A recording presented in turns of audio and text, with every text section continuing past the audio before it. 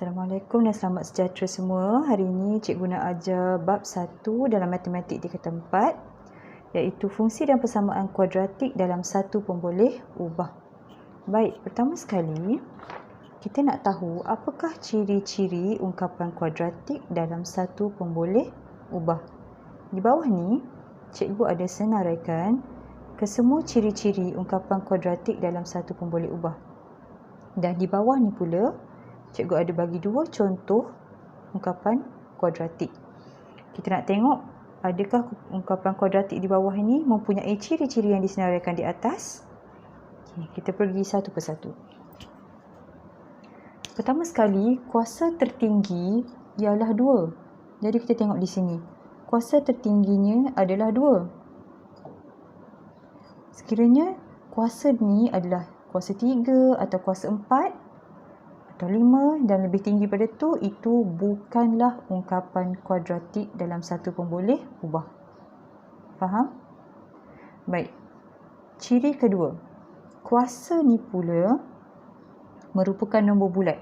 Sekiranya kuasa tu adalah nombor negatif, contohnya 3x kuasa negatif 2 ataupun kuasanya dalam bentuk pecahan, contoh 3p kuasa 1/2, itu adalah juga bukan ungkapan kuadratik dalam satu pemboleh ubah. Yang ketiga, melibatkan hanya satu pemboleh ubah. Apa itu pemboleh ubah? Pemboleh ubah tu yang x ni.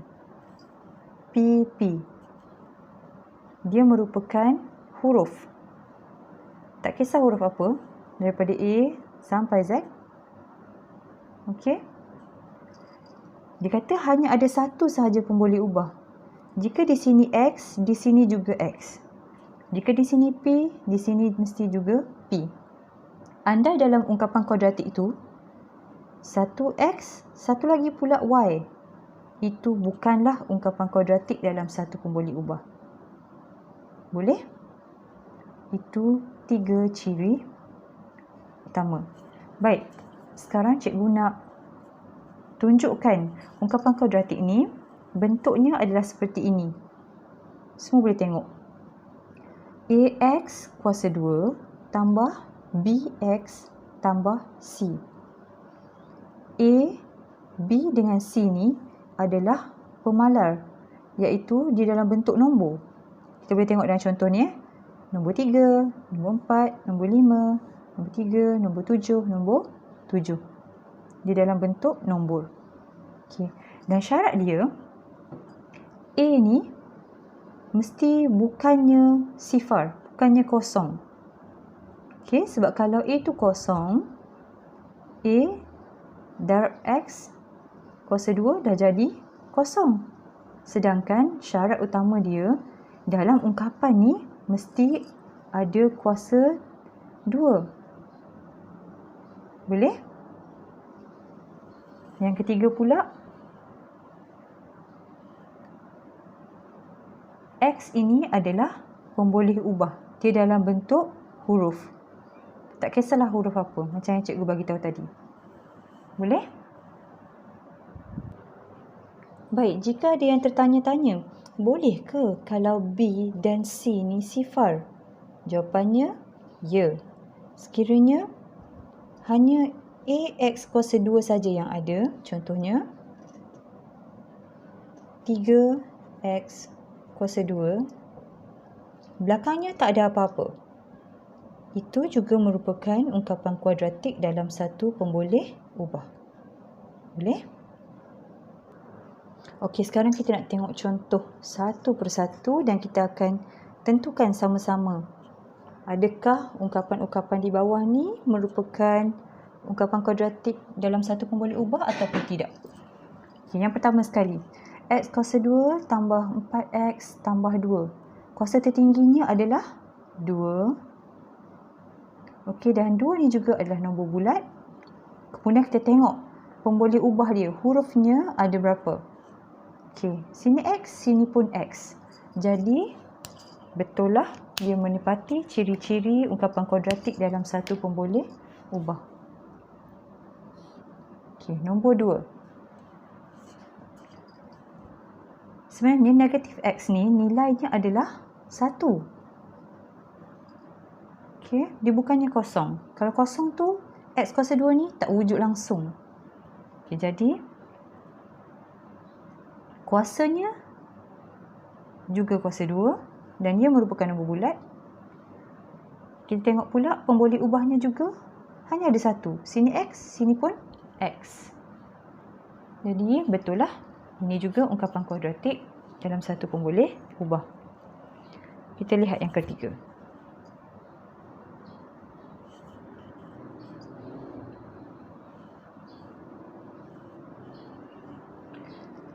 X kuasa 2.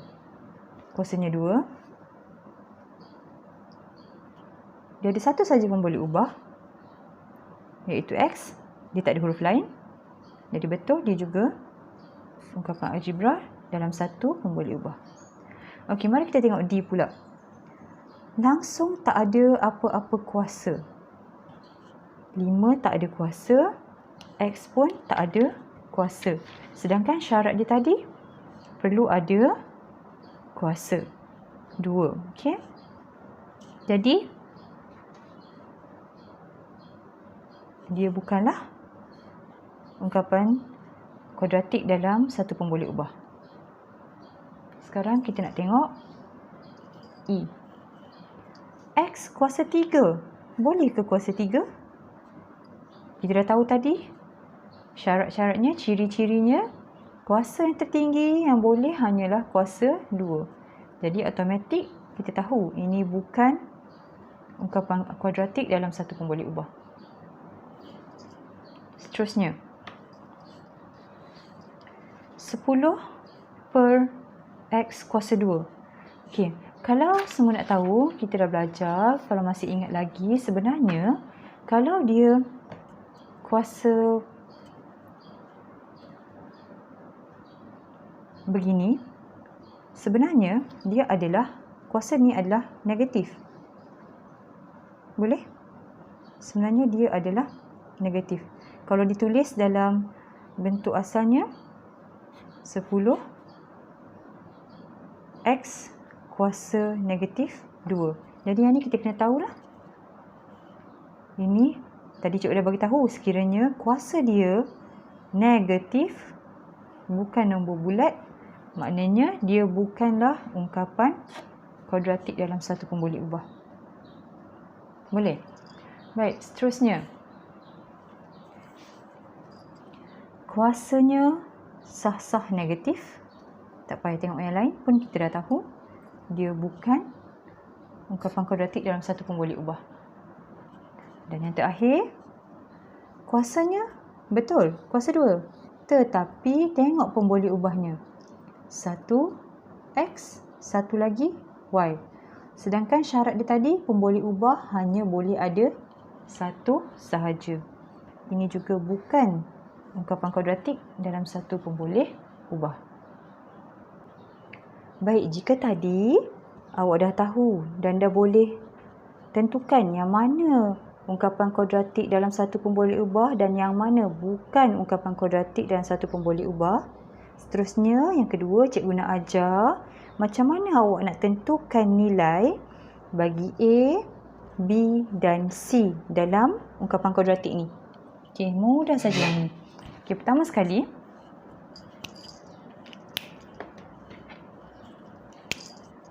tadi kita dah tahu kan macam mana dia punya bentuk am bagi ungkapan kuadratik. Ni bentuk am dia kan. AX kuasa 2 tambah BX tambah C. Okay. Yang depan ni A, yang kedua ni B dan yang ketiga ni C. Cikgu nak bagi tipsnya, kena ambil dengan dia punya operasi sekali. Kalau dekat depan ni ada negatif, ambil dengan operasinya sekali. Okay, contoh kat sini, dia tak ada negatif kan? Jadi kita ambil nombor ni. Okay, yang kedua pun kita ambil dengan dia punya operasi sekali. Yang ketiga pun sama. Okey.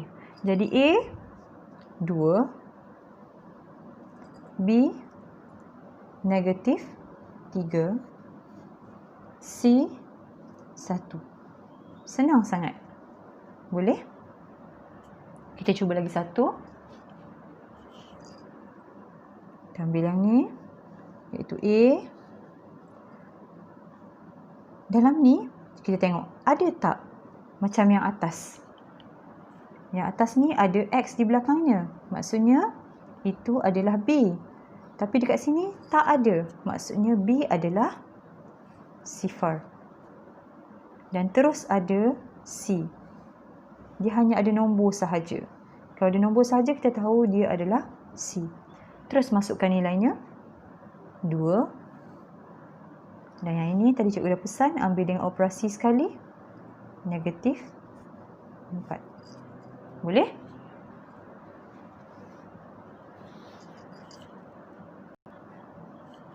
Kita pergi lagi satu contoh. Ini A. B kita ambil dengan operasi ni sekali. Dan C juga ambil dengan operasi dia sekali. A nilainya 1/2. B nilainya 5. C nilainya negatif 3/2. Okey. Yang bawah pula. Yang ni contoh yang ada negatif. Okey. Sebenarnya kalau dia ada X sahaja, kita dah tahu daripada mendengar rendah lagi, sebenarnya nilainya adalah 1. Okey. So A sebenarnya negatif 1. B ambil dengan operasi ni sekali. Begitu juga C. Okay, A negatif 1. B negatif 3. C negatif 9. Okey, yang seterusnya, yang penting yang kita nak ingatkan semula, sebenarnya kita dah belajar ni semasa tingkatan 2 dahulu. Apakah bentuk graf fungsi kuadratik?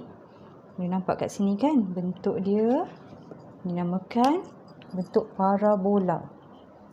Okey, bentuk parabola. Macam bentuk U atau bentuk macam N. Macam bukit kan? Okey. Ini nama dia graf parabola.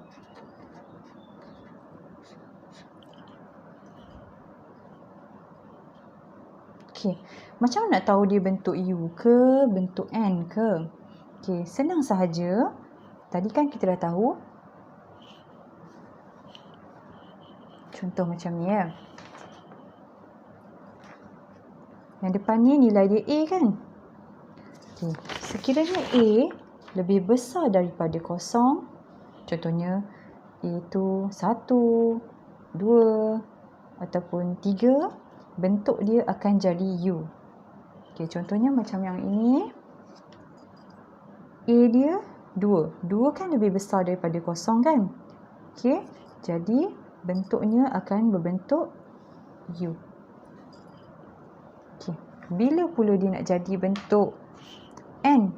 Sekiranya A kecil daripada 0, sifar. Contohnya negatif 1, negatif 2, negatif 3. Macam yang ni tadi. Okey. X-nya nilai adalah negatif 1. Kira kita dah tahu. Oh, negatif 1. Grafnya akan berbentuk seperti ini. Boleh? Boleh ingat ya, nama dia adalah parabola. Okey, seterusnya. Yang terakhir untuk kali ini, kita nak kenal apakah titik maksimum dan titik minimum. Okey, di mana titik maksimum dan di mana pula titik minimum. Baik, tadi kan kita dah tahu, sekiranya A yang depan tu Yang depan tadi lebih besar daripada kosong. Bentuk dia macam U kan cikgu cakap. Jadi, yang bawah sekali, yang paling rendah, itulah dipanggil titik minimum. Boleh? Dalam bentuk U tu, yang paling rendah sekali, yang bawah sekali, itulah yang minimum. Manakala sekiranya A lebih kurang, lebih kecil daripada kosong, bentuk dia akan jadi macam bukit, macam N. Jadi, yang paling tinggi sekali dalam graf tu, yang paling tinggi sekali, itulah dia titik maksimum. Mudah sahaja. Saya ulang sekali lagi. Bahagian paling rendah dipanggil titik minimum. Bahagian yang paling tinggi dipanggil titik maksimum. Baik, itu sahaja untuk hari ini. Terima kasih.